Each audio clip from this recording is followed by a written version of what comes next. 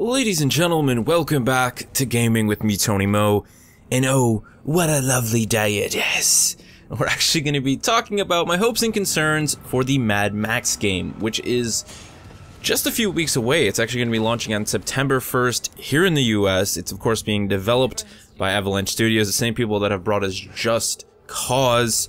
And then I think there's a lot of reasons to be excited for this game, and then of course, you know, we're going to talk a little bit about some of the concerns that we have. It is going to be an open world game, so I think we can kind of go right off the bat saying, you know, you have those concerns that just about every open world game has. You know, you can make it too big, it can be spread too thin, the content and the activities within can actually be a little bit dull, they can start to seem, you know, more like errands.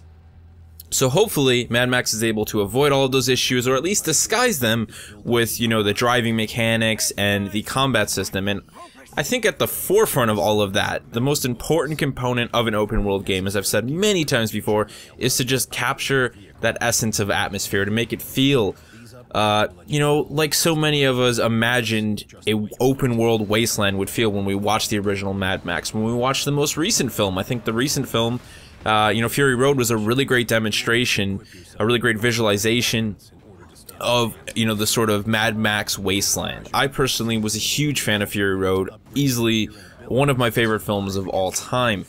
And I know that going into this game, no matter what, I'm a human being. Human beings are affected by things that they see in their life. You know, you see something happen, it affects you. And the fact that I've seen Fury Road, and I've seen how well they've captured this essence of just this wasteland, you know, this insanity, for lack of a better word, it is going to affect the way that I look at and play the game. So I'm hoping that the game can deliver in its own right. I don't expect it to deliver on the same, you know, level of spectacle and like sort of edge of your seat, non-stop, never give me a break action that the film did, because that's very much what the film was. I don't think a game would actually do well if it was like there was never a moment of cooldown. Well, who knows? Dead Space was kind of always on edge, but either way, you know, it's definitely going to affect my opinion of the game, so I'm hoping they can deliver something. Now, I've actually watched a lot of gameplay trailers, a lot of walkthroughs from the devs for the game, and the more I see of it, the more excited I am. I have to admit that the game always seems to look not relatively exciting when someone is playing it, but I think that's just kind of the nature of this type of a game. Racing games, games with cars, it doesn't matter if you're smashing and crashing them or what's going on, to me, are not very entertaining to watch, but I can see myself having a good time when I play them. And the same can be said for the combat system, which, you know, kind of takes the sort of established counter, you know, heavy light attack system that's become very popular over the last couple of years, you know, originally sort of established by the Batman games, Rocksteady's Batman games most specifically. That also, to me, doesn't actually look exciting to watch. Like, when I watch someone play Batman or I see the combat, I think to myself, yeah, that could be fun, you know, that's an interesting combat system. I like the ability to counter and to fight all of these enemies at once. It has this, you know, certain element of empowerment. But it also, you know, is a system that, to me, punishes you very quickly if you start to screw up. So, it's a system that I think will be really fun to play with.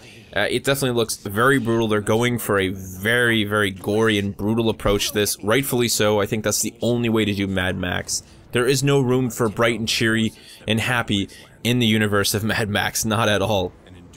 Now let's talk about the car combat, because I think that's going to be at the forefront of the game, and it looks exciting. I like what they're doing with it. I love what they're doing with the sort of, this, you know, the idea that you meet these different characters.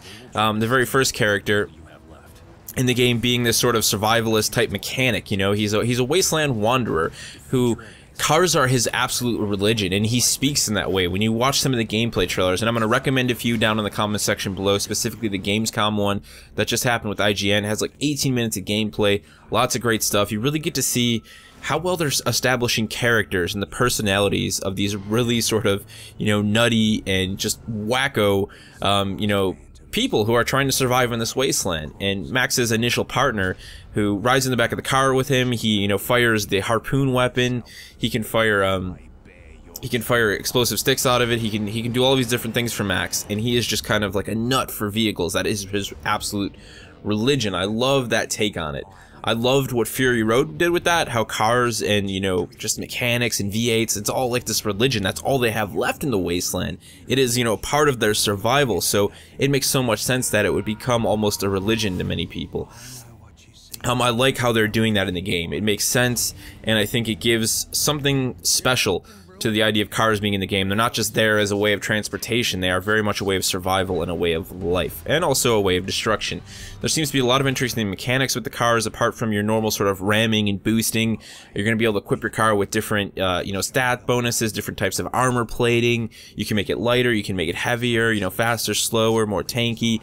You can put flamethrowers on it, and then of course you have that coordination with whoever your partner is at the time for the car to fire those harpoons, as I was saying. You also can use Max's sawed-off shotgun to fire it out of the window.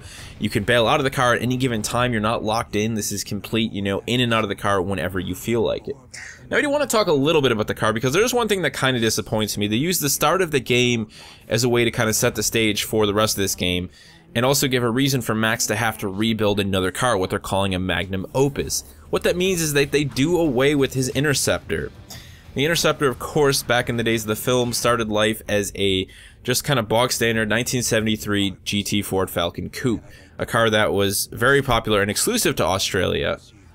I mean, the Ford Falcon is kind of like a legendary V8 in Australia, so it sucks that it doesn't look like you're going to be able to drive that car.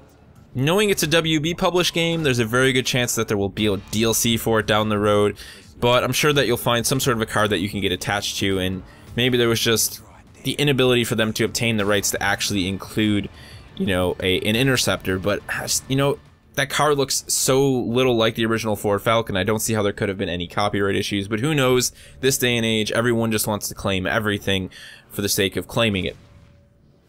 So, that's upsetting, but that's really, what upsets me the most. I think that from what I've seen, the way they're handling the open world, I've heard some really good things. I think the biggest part of an open world game, making sure that it feels fresh and that the player has a lot of different venues to go to. Maybe when they get tired of grinding missions, what can they do next? Okay, you have the story. You have these outposts. You have alliances that can sort of, be, I should say, unstable alliances that can be formed inside of Mad Max. They're also leaving a lot of the map sort of unmarked. So the idea is that you have vantage points on the map, you can go around, you can mark all of these different areas in the distance, but there are going to be points that cannot be seen from vantage points, random encounters and things that will just occur as you explore, the sort of loneliest corners of this desert wasteland. I very much like the idea of that. There should always be a reward for the players who choose to just go off the beaten path and just see what they can find next. That makes me very, very happy.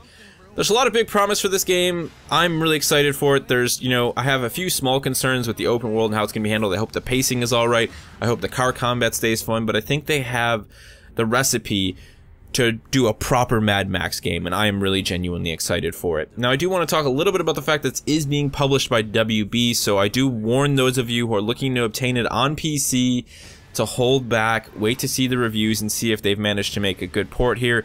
Avalanche has always been pretty good in the past as a developer with publishing on multi-platform, so I do have some faith in them there, but we'll see how it goes. I really hope the game is just delivered well on all platforms. They dropped last gen, which I think was a great idea, so they could focus on the current gen, the power of the current gen, and of course the power of the PCs that we have this day and age.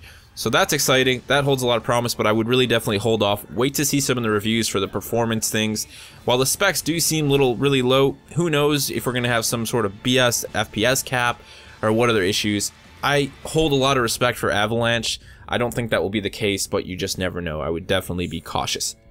If you guys have any thoughts about Mad Max, let me know what you're excited for, if the game looks interesting to you, if it just looks boring, are you going to pick it up, are you going to kind of wait and see what everybody else says? Lower your thoughts down in the comment section below, and I will see you in the next one.